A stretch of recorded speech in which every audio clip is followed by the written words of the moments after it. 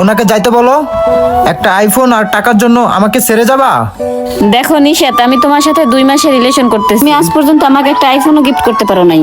আর তুমি দেখো, সে এক রাতের জন্য আমাকে আইফোনও দিব, সাথে 2 লাখ টাকাও দিব। এবার তুমি বলো কেন আমি এই অফারে রাজি হব না? আর নিশাত, তার একটা কথা শোনো, আমার কাছে মনে হইতাছে যে এ ধরনের অফারে রাজি হবে না, সে একটা বোকা।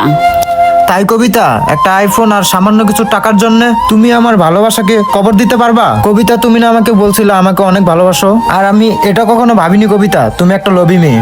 তুমি চুপ থাকো, এখানে লুবির কিছু নাই, টাকা হলে সবকিছু পাওয়া যায়। এক্সকিউজ মি ম্যাডাম, আপনার কথা শেষ হলে চলেন যাই। চলো যাই। তোমার নামটা কি বললে না তো আমাকে?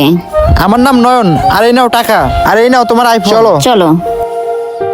কবিতা, এখনো সময় আছে, ভেবেচিন্তে একটু দেখো। হাত ছাড়, তোর মতো ফকিরনির সাথে আমি রিলেশন করতে চাই না। চলো। বাহ বাহ, সেই অভিনয় করছো তুমি। অভিনয় মানে? Thank you sir.